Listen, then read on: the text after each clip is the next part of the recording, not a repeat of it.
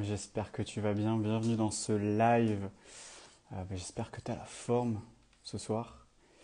Aujourd'hui, on va discuter avec Nitam. Je ne sais pas si elle est connectée, si elle va être là incessamment sous peu. En tout cas, si tu es dans le hashtag replay, si tu regardes ce live en replay, n'hésite pas à mettre un petit commentaire. Je vais checker. Aujourd'hui, on va parler de l'état d'esprit. L'état d'esprit d'entrepreneur. Quand tu es entrepreneur, forcément, tu dois avoir un certain mindset, comme on appelle ça. Et on parle beaucoup de stratégie marketing, en tout cas dans le business. On sait que dans le business, il faut avoir un persona, il faut avoir un product market fit, etc. C'est quelque chose qu'on entend assez régulièrement.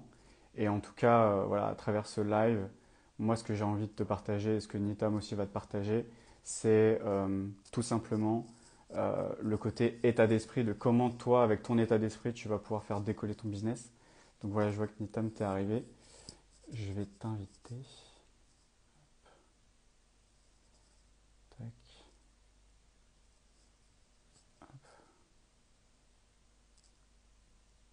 Yes.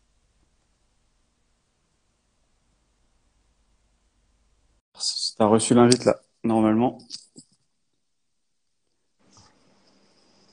Salut Charlie. Yes. Comment ça va? Super, et toi? Je vais me recadrer. Ouais, ça va. Hop, tac. Nickel. Bon bah du coup, je suis super content de faire le live là. Ça fait un bail qu'on doit le faire et on l'a toujours pas fait. Et C'est ouais, je suis grave content. Vraiment, je suis grave moi content. aussi. Hop, Euh, je pose mon téléphone et c'est bon. ok, parfait. Comme je disais là, j'étais en train d'introduire un petit peu le live et de quoi on va parler. J'expliquais que voilà, quand tu es dans l'entrepreneuriat, on connaît généralement voilà les stratégies marketing, c'est des choses qu'on sait. C'est vrai que l'état d'esprit, c'est quelque chose que maintenant, en tout cas en France, ça commence à venir un peu plus. En tout cas, on parle beaucoup plus de mindset. Peut-être qu'il y a encore 10 ans de ça, c'était quelque chose qui n'était pas, on n'en parlait pas beaucoup. Et bah déjà, moi, ce que j'ai envie que tu fasses, c'est que juste simplement tu te présentes, t'expliques ce que tu fais. Voilà, vraiment que tu te présentes pour que tout le monde puisse savoir qui tu es, ce que tu fais, et voilà. Voilà. Ok, bah du coup, je m'appelle Nitam Lapierre et je suis entrepreneur. Et c'est un mot un peu fourre-tout parce que on peut y glisser tout un tas de situations différentes. Notamment quand tu crées une boîte, tu es entrepreneur. Quand tu es en train de faire un side project en parallèle de ton travail, tu es entrepreneur. Quand tu es en Ouais. train de faire tout un tas de choses, tu es entrepreneur. Mais après, il y a plusieurs stades. Il y a ceux qui débutent, il y a ceux qui ont commencé depuis plusieurs années. Il y a ceux qui travaillent qui arrivent à vivre de leur business et ceux qui font un peu ça pour s'amuser parce que c'est sympa de se dire qu'on est entrepreneur. Voilà. Et donc, Mm. moi, je suis au stade où je crée des boîtes et il y a des boîtes qui fonctionnent et donc c'est mon activité principale. Et j'ai arrêté de faire ça depuis quelques années. J'ai arrêté de faire ça en side project avec un emploi salarié. Et donc, moi, j'ai atterri dans ce monde-là un peu par hasard. Enfin, bon, il n'y a jamais vraiment d'hasard, mais voilà, c'est parce que c'est la voie qui correspond le plus à ma personnalité et à mes objectifs de vie et mes valeurs. Et je me reconnais vraiment dans cette voie-là. Et c'est comme ça que j'atterris un peu là-dedans. D'accord, donc en gros, tu faisais des side projects, comme tu dis, à côté de ton taf, et C'est que ça. là aujourd'hui, alors quand tu dis tu crées des boîtes, c'est-à-dire, est-ce que tu peux détailler un petit peu plus comment ça se passe? C'est un process. Alors, bah, en fait, c'est un peu le process habituel de tout le monde hein, quand on passe d'une idée à une boîte créée et qui fonctionne. Et moi, concrètement, ce que je fais, c'est que j'ai une idée, soit moi ou soit avec mes associés, et on se dit, OK, comment on fait pour faire passer cette idée-là à un business qui est viable, qui fonctionne, qui génère de l'argent, qui crée ensuite de l'emploi et duquel on peut vivre ou gagner de l'argent avec. Et donc, concrètement, faire passer une idée d'un projet, enfin, faire passer une idée du stade bah, idée à business qui fonctionne, bah, ça demande énormément de réflexion, de stratégie et de tests pour voir ce qui fonctionne ou non et de mise en place d'une structure, de process. Et ensuite, ben, on embauche des gens et ça fonctionne. On a des clients et voilà. C'est ce que je fais concrètement. Ok, et qu'est-ce que tu dirais par exemple à quelqu'un qui a une idée, imaginons qu'il a une idée aujourd'hui et que il a envie d'avoir, comme tu dis, de développer, de tester le marché et puis de générer une clientèle derrière. Qu'est-ce que tu pourrais toi lui donner, peut-être comme conseil, peut-être plus mindset. Alors je sais pas, ça peut être mélangé, mais voilà, qu'est-ce que tu lui dirais? Imaginons, voilà, je te dis, ok, Nitam, moi j'ai une idée là quand j'étais je sors de l'école, j'ai une idée. Voilà, je sais pas trop comment, par quoi commencer. Souvent c'est un peu le problème, c'est que voilà, j'ai pas de réseau, par quoi je commence? Qu'est-ce que toi tu donnerais comme conseil à une personne vraiment qui démarre et qui est vraiment au démarrage? Est-ce que tu aurais des conseils? Honnêtement, le conseil numéro un, c'est sortez au plus vite de votre tête et allez dans la réalité, dans le concret, dans le réel, dans l'action. Et en fait, c'est si tu as une idée, c'est super. Mais là, je m'adresse vraiment aux gens qui ont des idées. Tu choisis une idée. Déjà, la règle numéro un, c'est que tu ne peux pas faire 3, 4, 5 trucs en même temps. Tu choisis une idée, celle qui a le plus de potentiel selon toi et pour laquelle tu as le plus de force. Et tu prends cette idée et tu essayes de la ramener dans la réalité. Et ce qui veut dire, c'est, je sais pas, si tu as l'idée de créer, je sais pas, un logiciel de caisse pour des restaurateurs, et ben tu sors, tu vas voir des restaurateurs et tu vas leur parler. Et tu leur parles de leur logiciel de caisse ou de leur manière d'encaisser habituelle. C'est ça ce que je veux dire passer dans la réalité, c'est aller parler à ses clients potentiels le plus vite possible. Parce que Hmm. en 2, 3, 4 discussions, tu vas tout de suite savoir si c'est une bonne idée ou une mauvaise. Alors que quand ton idée est seulement dans ta tête, bah, elle est toujours bonne en fait finalement. Tant que tu la confrontes pas à la réalité, bah, elle est bonne. Et comme elle est bonne, tu te sens bien et tu continues d'y penser et elle reste dans ta tête et tu te dis j'ai des idées, c'est super et tout, mais en fait, c'est soit tu as peur d'aller te confronter dans la réalité, parce que là, tu prends le risque qu'on te dise bah, ton idée est nulle ou de voir que tu te trompes, mais c'est génial en fait, c'est de l'information et tu peux changer, modifier, adapter ton idée ou même la mettre à la poubelle et passer à l'idée suivante. Mais tant que c'est dans ta tête, c'est génial, tout va bien. Et en fait, le conseil numéro un, c'est sors au plus vite de ta tête et va confronter ton idée à la réalité. Voilà. Hmm. Donc déjà, ce serait, moi je vois le côté mindset émotionnel, ça va être par exemple cette peur du rejet qu'on peut avoir d'avoir quelque chose qu'on a dans sa tête. Souvent, on va lui mettre de l'importance et c'est de se dire, en fait, on a l'impression qu'on se fait rejeter alors que c'est pas soi-même qui est rejeté, c'est une idée en fait. Est-ce que ouais, tu m'entends Je testais juste le truc. bien? Ça marche. En gros, c'est ça parce que ce que t'expliques, c'est ça, c'est que en gros, c'est fais-toi rejeter le plus rapidement possible. C'est-à-dire, n'attends pas ce qui doit arriver en fait. Ce qui doit arriver va arriver, donc vas-y quoi. C'est ça, c'est vraiment, t'as sorti une des émotions qui est vraiment l'émotion, une des émotions les plus importantes du monde.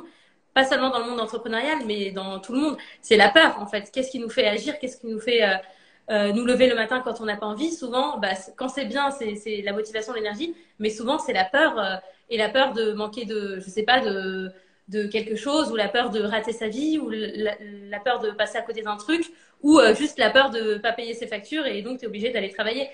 C'est souvent la peur. Et en fait, quand tu es entrepreneur, tu es aussi humain et tu es un humain comme les autres et tu as aussi de la peur. Et quand tu es entrepreneur, la peur, c'est vraiment la peur de voir que tu es nul en tant qu'entrepreneur. Enfin, c'est ce que tu crois. Hein. Pour moi, on n'est pas nul. Hein. On est débutant, on progresse, on est bon, on est expérimenté. Voilà. Il n'y a pas vraiment de nul. Hein. Ça dépend toujours du domaine. Mais voilà, c'est oublier d'avoir peur parce que tout le monde a peur et se dire, OK, j'ai une idée.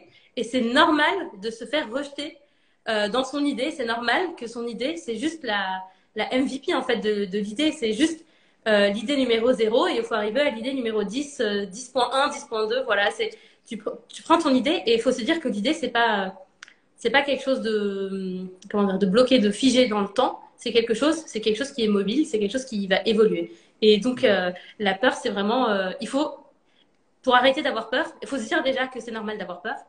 Et pour arrêter d'avoir peur, il faut agir. Et comme on agit, c'est on sort et on agit, on fait des choses, on parle à des gens et on essaye d'avancer et de faire évoluer son idée. Et c'est normal d'avoir peur. On a tous peur. Et peu importe le stade d'entrepreneuriat, hein, on a beau avoir entrepris depuis 5 ans, 6 ans, comme c'est mon cas, bah, c'est toujours, cette peur-là est toujours présente. Mais on arrive à la conscientiser et on arrive à mettre des mots dessus et à se dire c'est normal. C'est le signe que c'est quelque chose d'important qu'on fait en fait. Et c'est ça. Une fois qu'on place la peur au bon endroit, bah, elle nous contrôle plus. Ou alors beaucoup moins. Hmm. Ouais, donc c'est ça. En gros, tu dirais vraiment en tant que conseil numéro un, c'est déjà tester, donc comme tu dis, tester le marché, mais pas juste tester et envoyer un pauvre sondage sur Facebook à ses parents et à ses C'est oncles ça. et à ses tantes. C'est d'aller voir le fameux client idéal dans son élément naturel, on va dire. Et, euh, et en gros, voilà, c'est vraiment travailler sur cette peur du rejet. Moi, il y a un truc aussi, et je le voyais par rapport au côté mindset. Ce que j'ai remarqué, j'ai travaillé en startup il y a une dizaine d'années, c'est que je voyais beaucoup de start-upers qui étaient complètement amoureux de leur première idée. Comme on peut tomber amoureux de son premier amour et qu'on n'oublie jamais, alors que en fait des idées il y en a plein quoi. Et du coup, ouais, je me souviens de quelqu'un qui voulait faire un réseau social sur la cuisine. Et je suis allé le voir et je lui dis, ouais, mais il y a déjà plein de trucs qui existent. Et il me dit, non, non, mais moi, c'est révolutionnaire parce qu'il y aura ça. Je dis, mais est-ce que les gens, ça les intéresse? Il me disait, oui, je pense que oui. Mais en fait, il avait jamais demandé, tout simplement. Et ça rejoint un peu ce que tu dis. C'est, je pense, comme il avait cette peur d'aller se confronter et de se prendre un bâche, ou que les gens disent, bah, en fait, je trouve ça, cette fonctionnalité, elle sert à rien. Bah, ça fait mal, ça vient piquer l'ego, quoi, parce que c'est sa création, c'est son petit bébé, et on est là, et du coup on revient et on a envie de pleurer parce qu'on vient de se faire bâcher. Mais du coup, ouais, faut avoir ce côté agile de se faire. En fait, faut aimer se faire bâcher, quoi. Enfin, je résume, moi, mais c'est limite prendre du plaisir. En fait, je pense même que tu vois, le fait de se faire bâcher, faut presque dire merci à la personne de t'avoir, de juste de t'avoir bâché, parce que juste la personne te fait gagner du temps, même si sur le moment, ouais, ça fait pas plaisir, quoi. C'est ça. Et Tu as vraiment soulevé deux points importants. Le deuxième, parce que le premier, je l'ai un peu oublié, parce que le deuxième, c'est le dernier que tu viens d'évoquer, c'est tomber amoureux de son projet. Ça, c'est une des problématiques numéro un ou deux, je sais pas, après la peur, ça vient tout de suite après. C'est ton premier projet, en général, quand tu es primo entrepreneur, tu tombes amoureux de ton projet et c'est un peu c'est souvent le plus difficile parce qu'en fait, tu n'es pas lucide. C'est-à-dire que des fois, tu peux aller très loin, voire perdre des années parce que tu es focus sur ce premier projet, parce que c'est le premier qui t'a un peu fait passer du monde salarié au monde entrepreneurial. Et tu as du mal à abandonner ce projet. Et souvent, c'est ce projet-là qui te fait souffrir. Et tu te dis que, mince, c'était ma première idée, il faut absolument que ça fonctionne. Alors que quand tu fais plusieurs boîtes, tu te rends compte qu'en fait, ça tu le remarques, hein, et quand tu discutes avec des entrepreneurs qui ont fait plusieurs boîtes, c'est très rare, c'est extrêmement rare que ton premier projet fonctionne. Mais il faut passer par le premier projet parce que c'est le premier qui te fait découvrir tout, qui te fait découvrir plein d'outils, plein de contacts, plein de réseaux. Mais c'est aussi le premier projet qui te fait apprendre énormément de choses sur toi et ton fonctionnement interne et qui te fait passer à un autre stade quantique et tu apprends énormément de choses. Il faut passer par le premier projet. Et c'est normal de tomber amoureux de son premier projet, mais c'est horrible en fait. C'est parce que tu n'as pas l'esprit clair, tu n'es pas lucide. Et alors que quand tu es sur ton deuxième, troisième, quatrième projet, tu es beaucoup plus factuel, tu peux trancher, tu peux te dire, OK, je vois que ce projet-là fonctionne pas, j'arrête. Et que j'y crois ou non, les faits me montrent, ou les résultats, les retours clients me montrent que ça fonctionne pas comme ça fonctionne pas. Et hop, soit je le modifie, soit je le jette à la poubelle et je passe au suivant et au suivant et au suivant. Alors que quand c'est ton premier projet, c'est très difficile d'être factuel comme ça et d'avancer vite. Et tu perds énormément de temps. Et mais c'est normal, hein, s'il faut en hmm. passer par là pour que ça fonctionne, pourquoi pas. Mais faut accepter que ça ne fonctionne pas, que le premier ne fonctionne pas.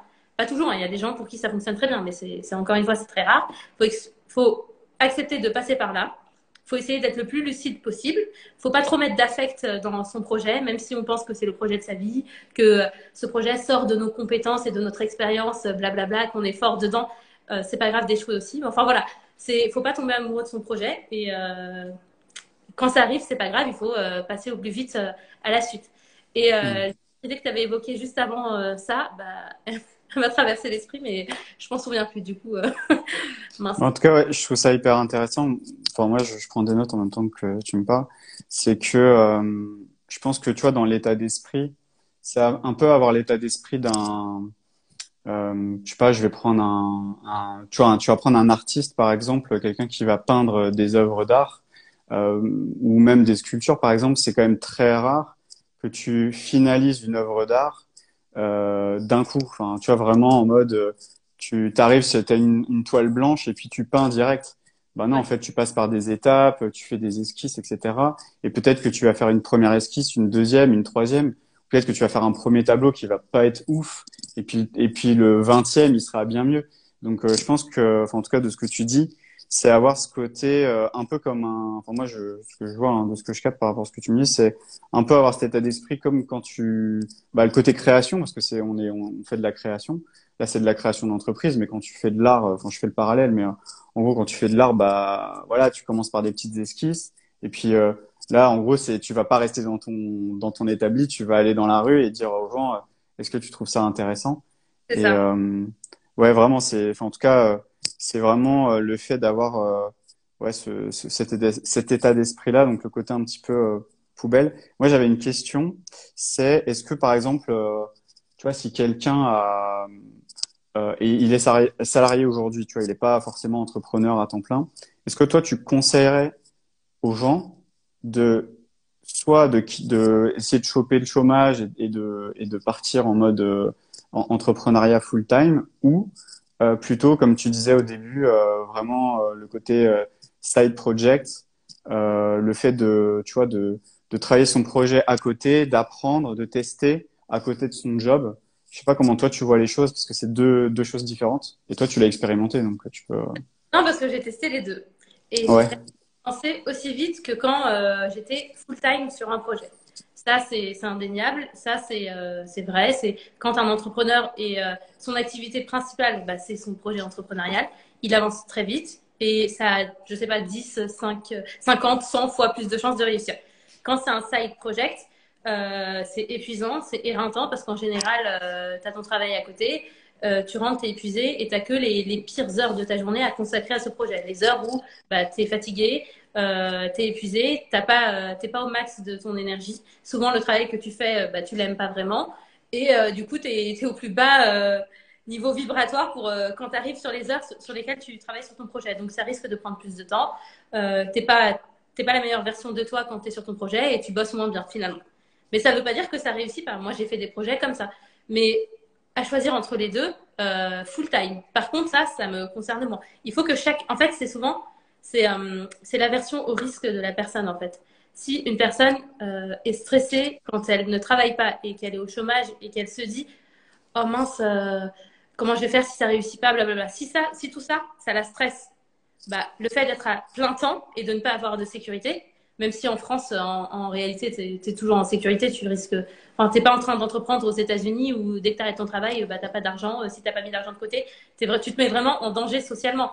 Là, en France, on va dire que pendant 2 ans, tu es assez tranquille parce que tu as ton chômage. Et si ton projet n'a pas décollé la première ou la deuxième année, c'est qu'en fait, il sert à rien. Enfin, c'est pas qu'il sert à rien, mais il faut passer à autre chose. Donc voilà, en France, on prend pas vraiment de risques. Donc, si quelqu'un est à l'aise d'être dans cette situation pour développer son projet, je pense que c'est la meilleure option. Autrement, il y a des gens qui arrivent à faire des side projects, mais c'est toujours très limité. Et au bout d'un moment, ils doivent faire le choix entre les deux, donc soit continuer à travailler en tant que salarié et avoir leur side project, soit se lancer directement. Et ça, c'est bon signe parce que ça veut dire que leur travail, enfin leur side project commence à prendre de l'ampleur et à générer des revenus pour qu'ils puissent se poser la question. Parce que quand on fait un side project et qu'il fonctionne pas, on se pose jamais la question est-ce que je quitte mon travail salarié pour aller là-dessus? Bah non, il sert à rien encore, ça fonctionne pas. Mais voilà. Mais donc c'est vraiment si une personne et aussi si une personne accepte de réduire son train de vie pour passer full time sur son projet et arrêter son salariat, bah c'est le meilleur. Je pense que c'est le meilleur mindset. C'est accepter parce qu'il y a des tas de gens qui veulent entreprendre, mais ils veulent contracter leur troisième emprunt immobilier, ils veulent continuer à aller en vacances 3 fois par an, ils veulent continuer à avoir leur voiture toute neuve et enfin voilà, il y a ce profil-là de personnes aussi et à côté qui veulent entreprendre. Bah, ces gens-là, j'ai pas vraiment de conseils pour eux. Mais par contre, tous ceux qui sont assez courageux et qui acceptent le fait de réduire son train de vie parce que ce qu'ils sont en train de construire, c'est important, bah, ces gens-là, je peux les conseiller. Et pour eux, il est plus intéressant et ils réussiront plus vite en passant full time et en acceptant d'être, je sais pas, au chômage quelque temps ou de revenir bosser chez papa-maman, enfin dormir pardon chez papa-maman pour réduire leurs coûts et être full time focus sur leur projet. Mais ceux qui sont trop, je sais pas comment dire, qui pourraient pas faire ça ou qui pour eux serait très difficile, bah autant le faire en side project. Voilà. C'est vraiment chacun ce qu'il peut faire. Ouais, en tout cas, ce que tu dis, ce que je comprends aussi, c'est que aussi au niveau des énergies, enfin, énergétiquement, si tu es focus vraiment sur un projet, sur un objectif, en disant voilà, dans X mois, X semaines, je lance mon MVP, je lance un premier sondage, je fais tester, etc. Forcément, tu vas mettre tout ton espace mental vraiment dans cette direction-là. Et comme tu disais au début que j'ai noté, ouais, que ça va 100 fois plus rapide que bah voilà, t'es au taf, tu rentres, il suffit que tu prennes les transports, machin, tu rentres chez toi, il est 19h, 20h, t'as qu'une envie, c'est de manger et de te poser. Bah là, en gros, t'es dessus et en gros, t'es un peu dans, comme tu disais, dans une énergie un peu de merde et que bah après, du coup, ça avance pas et que, en plus, c'est un cercle vicieux parce que ça avance pas et en même temps, c'est assez frustrant et puis du coup, ça patine. Alors que ce que tu disais d'ailleurs, et je trouvais ça intéressant, et d'ailleurs, je pense qu'on va en parler, c'est tout ce qui est aversion au risque, le fait en fait, ce que j'ai l'impression, c'est quand on est en side project, on fait du vélo mais avec les petits trous, quoi, et du coup, on n'est pas engagé, et énergétiquement, on n'est pas là. En fait, on est là, mais on n'est pas là, et du coup, enfin, je sais pas ce que t'en penses, toi, de Je ça. suis tout à fait d'accord. C'est comme, c'est un peu, bon, c'est un peu cliché, mais c'est comme dans le film Batman.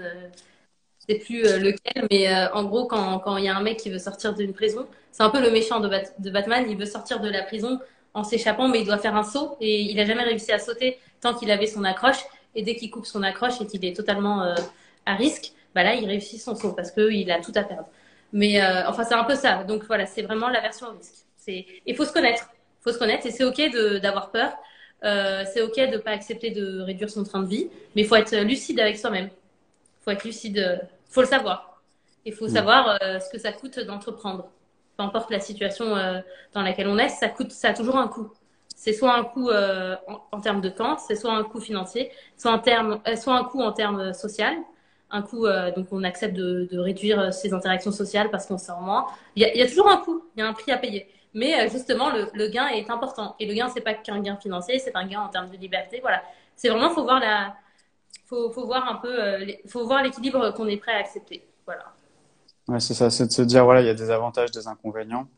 Et ce que tu dis, c'est aussi embrasser et aimer les inconvénients, de fait bah voilà, comme tu disais, tu vas pas partir en voyage tous les 3 mois. Enfin, tu vois, il y a des inconvénients. Enfin, tu peux le percevoir comme des inconvénients, mais de se dire, bah tous ces trucs-là, je le mets de côté un temps pour me focus sur ce projet-là et que ça va payer. Enfin, c'est différer un peu comme on dit là, tu sais, comme le test du marshmallow là, tu sais, de Ouais. différer le plaisir immédiat, c'est de se dire bah non, je me ferai plaisir plus tard et je vais voilà avoir cet état d'esprit-là.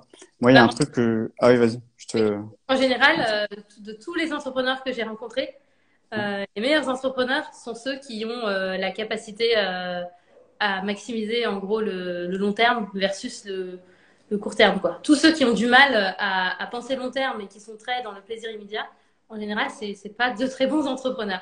Dans le sens où ils peuvent entreprendre, mais c'est très difficile pour eux de prendre les bonnes décisions. Et voilà, c'est exactement ce que tu dis. Le test du marshmallow.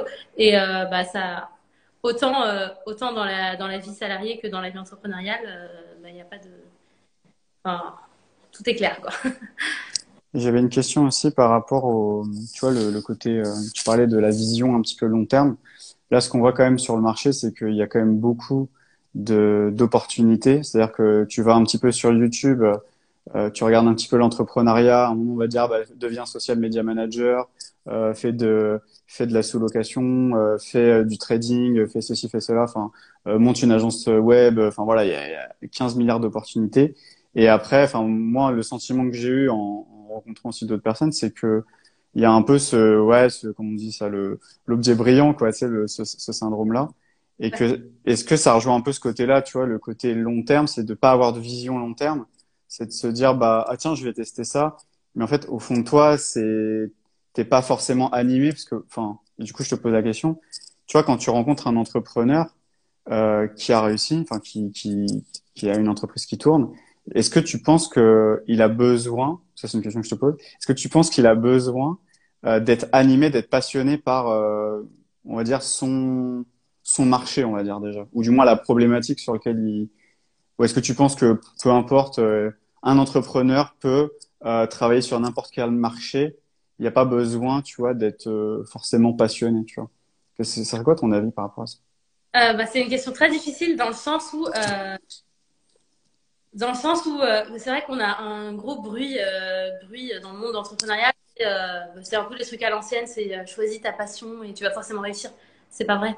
Euh, à contrario, un bon entrepreneur peut réussir dans un projet qui l'anime pas du tout et tout autant réussir dans un projet qui l'anime. Je pense qu'il y a des règles, il y a des lois un peu de l'entrepreneuriat qui fonctionnent qui fonctionnent toujours et d'autres qui t'expliquent pourquoi un projet ne fonctionne pas. Mais s'il fallait résumer ça, euh, pour deux entrepreneurs, pour un même projet, si tu prends deux entrepreneurs, celui qui sera plus passionné par le sujet aura beaucoup plus de chances de réussir. Parce que parce qu'il y a toujours des périodes chiantes, des périodes difficiles quand tu entreprends. Quand tu es passionné par la thématique, le sujet, bah, tu es en capacité, tu es en meilleure énergie pour aller plus loin, malgré que ce soit difficile. Et quand bah, c'est un truc qui te passionne absolument pas, voire qui te saoule totalement, même si tu appliques une méthode où on t'explique tout, bah, t'es pas dans le bon état d'esprit pour réussir et souvent tu ne réussis pas là-dessus. Donc voilà, il faut pas forcément être passionné. Par contre, ne vous faites pas violence. Déjà, entreprendre, c'est difficile. Monter une boîte qui fonctionne, c'est difficile. Essayez de ne pas le faire dans un projet qui, en plus, vous anime absolument pas.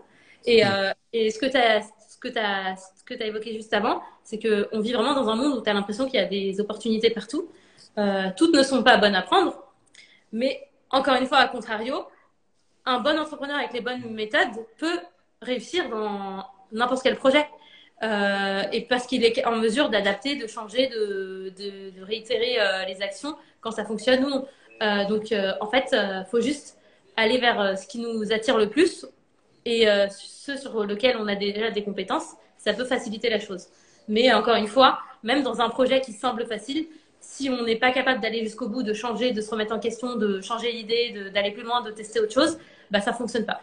Et j'ai une dernière règle, vraiment, ça c'est, je l'ai appris, et c'est vraiment s'il fallait déterminer le secret des personnes qui sont aujourd'hui entrepreneurs, qui ont des boîtes qui font plusieurs millions, parce qu'on les voit toujours quand elles sont connues et quand elles ont plusieurs business qui font plusieurs millions.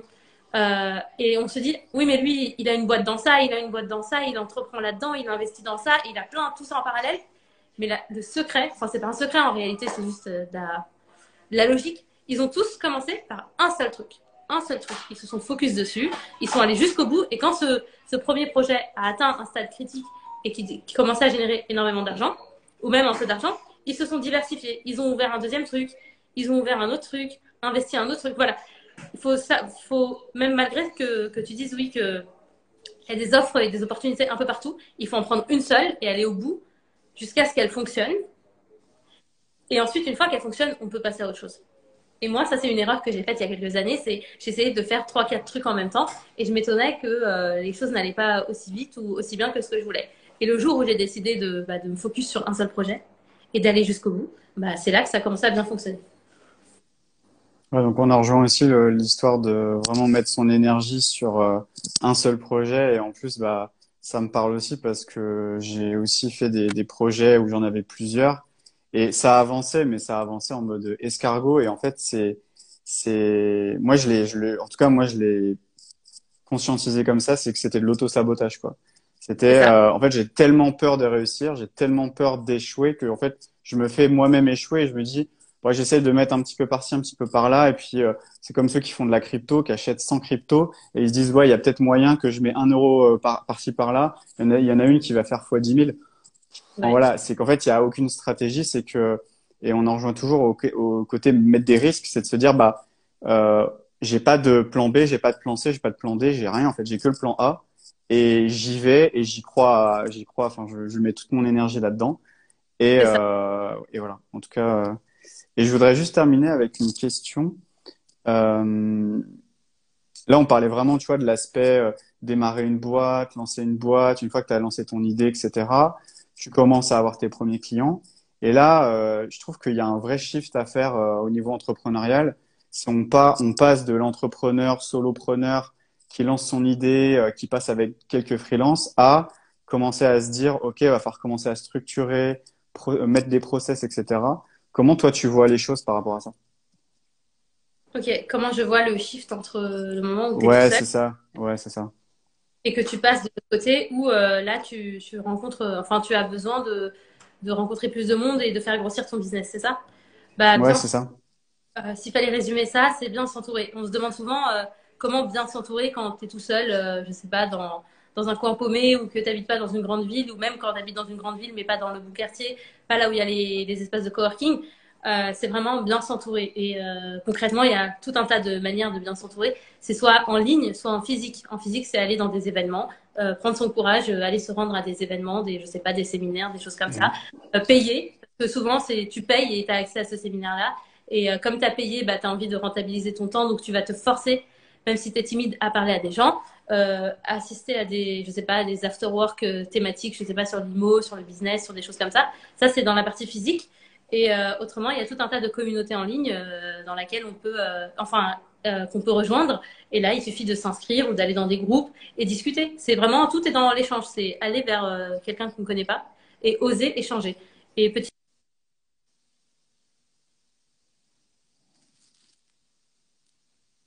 Je crois que je t'ai perdu.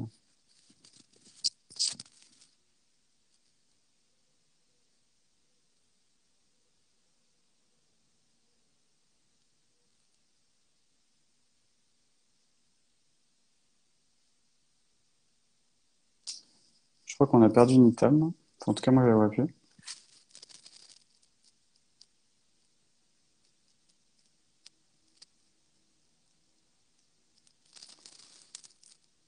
On va juste la reprendre.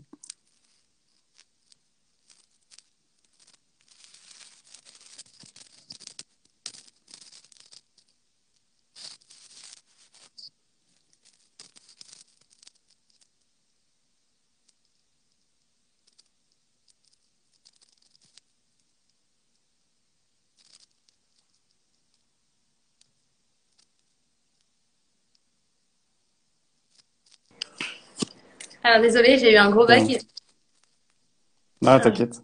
mais C'est les aléas voilà, du direct. c'est ça. Voilà, c'est ça. C'est rencontrer du monde en ligne ou en physique. Et c'est assister à des événements. Et quand on connaît personne, bah, on rejoint des communautés. Et soit on rejoint des événements, soit on paye pour faire partie d'un mastermind, d'un séminaire. Et c'est là que vous trouverez des gens avec le même mindset. Et parce que je vais juste rebondir sur un truc que tu as dit au début. Il suffit pas, oui, quand tu as une idée, de lancer un espèce de questionnaire, un truc, et demander à son papa, sa maman, ses amis, son réseau actuel des réponses. Ça ne sert à rien, ça vaut rien, et ne perdez pas votre temps là-dessus. On s'en fout de ça. C'est aller voir soit vos clients, ou soit des gens qui ont fait le même business que vous. Mais vraiment, perdez pas votre temps à parler de votre projet à vos amis. Ces gens-là sont pas qualifiés pour vous apporter des réponses concrètes ou de l'aide ou des insights qualitatifs. Ça sert à rien. Perdez pas votre temps. Au début, comme on a peur, bah, on essaye de parler à des gens proches, mais perdez pas votre temps là-dedans. Enfin, ça suffit. Avec Internet, tu peux contacter n'importe qui à l'autre bout du globe. Perds pas ton temps à contacter ta copine ou ton pote d'école pour lui parler d'un sujet qu'il ne comprend absolument pas, tu vois. Donc, voilà, ça, c'est vraiment un autre conseil à faire. Et donc, rejoindre des gens qui ont déjà fait, des gens qui entreprennent, des gens du même secteur, ou à défaut, ses futurs clients, en participant, en allant dans des communautés en ligne ou en physique. Voilà.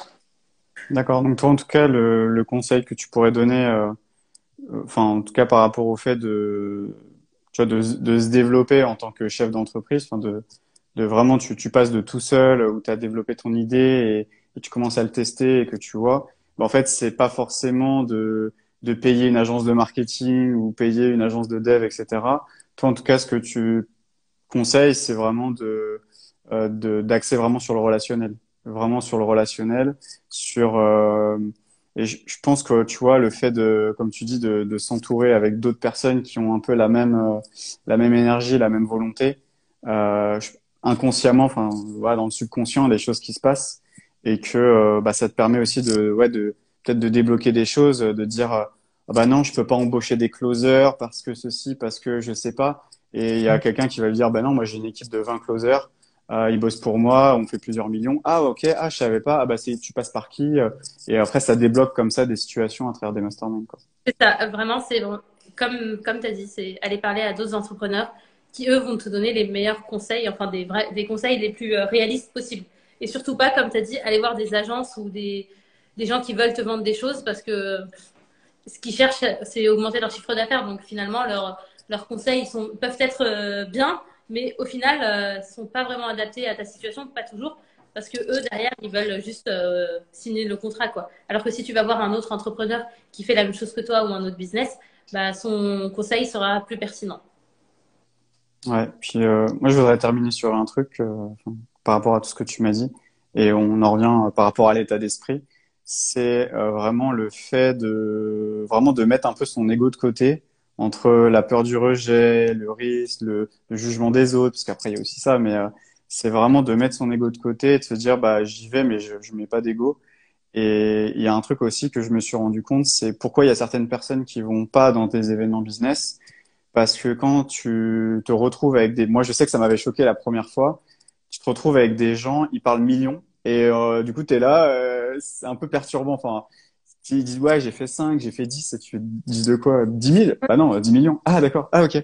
Enfin, tu sais, tu te sens un peu... Enfin, voilà. Et il n'y a pas à se sentir inférieur ou eux, ils sont au-dessus. Non, en fait, chacun est à son stade. Voilà, lui, ça fait peut-être 10 ans qu'il fait ça. Enfin, et il y a pas d'ego, il y a pas de...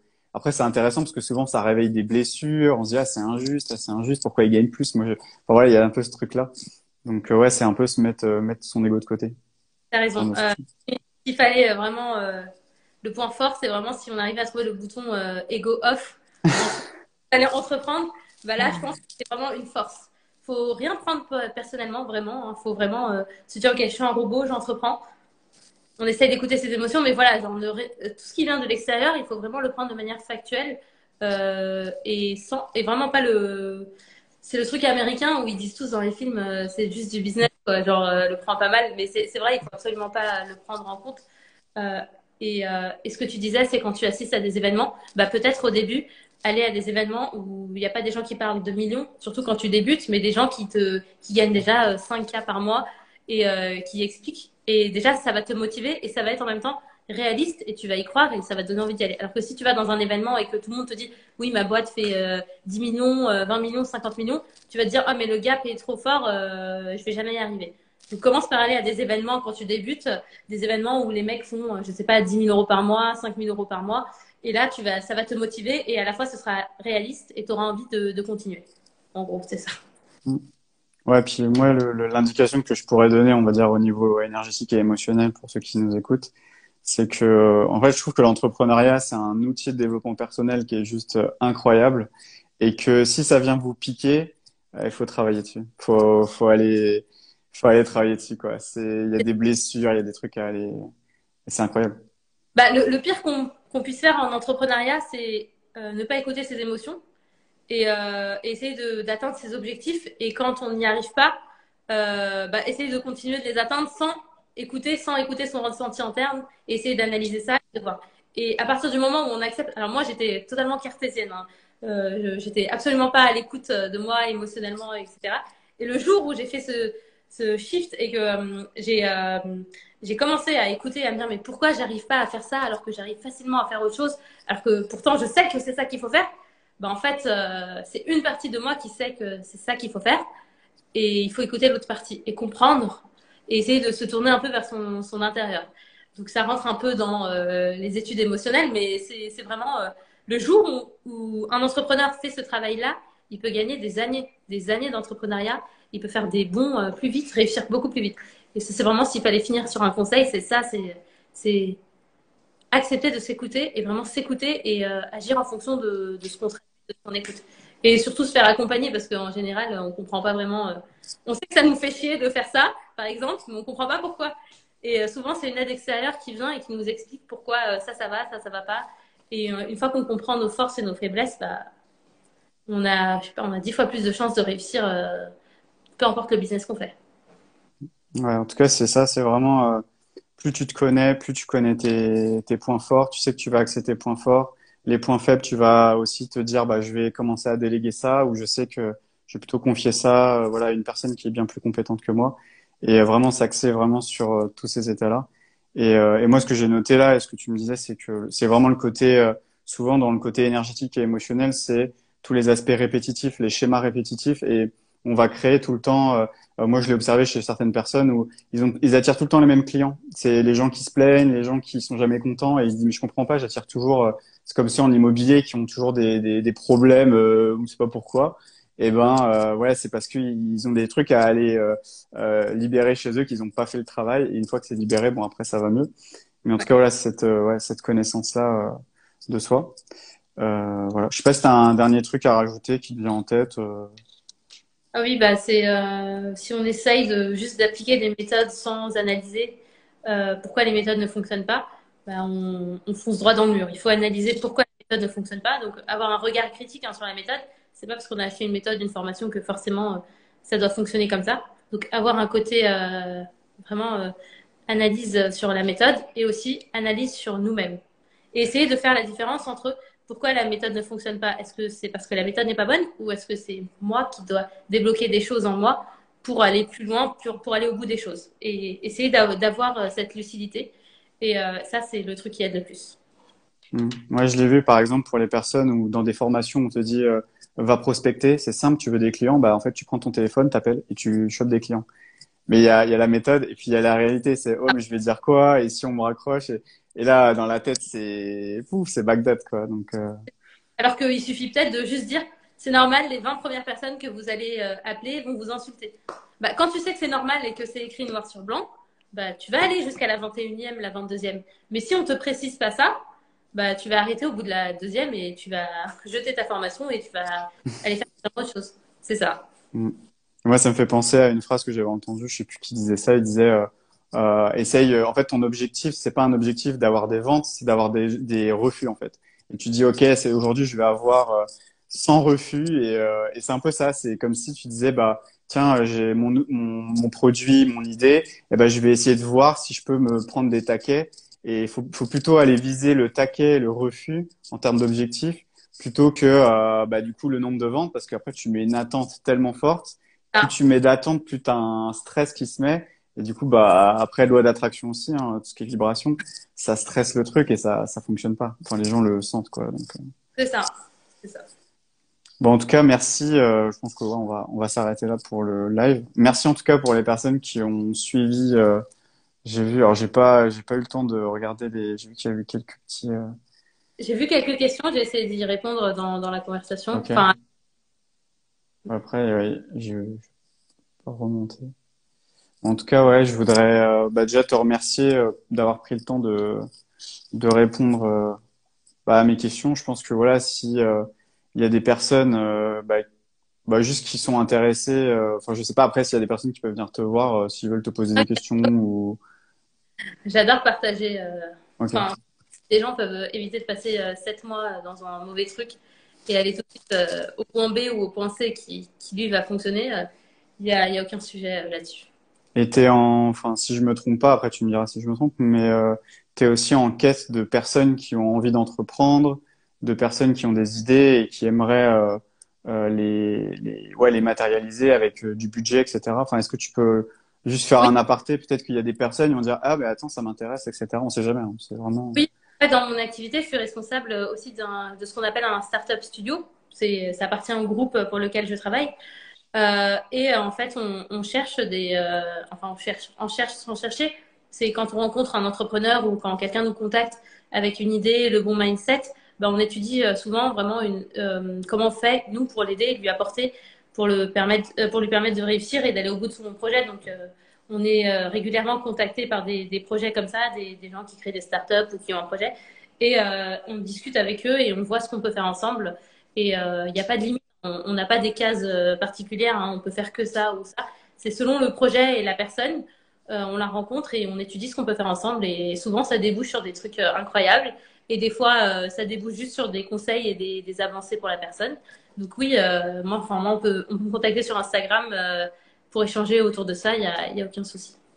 D'accord. Et c'est des projets, peu importe le type de projet, où il y a quand même une préférence. Peu importe. Ah, peu S'il y a rien importe. à faire, c'est est-ce que ça nous donne envie? Est-ce que ça nous D'accord. intéresse? C'est pas, par exemple, axé sur l'IMO ou sur la food tech ou je sais pas, sur la tech ou des choses comme ça. Non, non, c'est vraiment, une idée et surtout celui qui porte l'idée. Et souvent, des gens viennent nous voir pour un projet, mais en fait, on fait totalement autre chose avec eux. Et souvent tout de suite ou alors quelques mois après. Donc il y a vraiment, faut pas hésiter.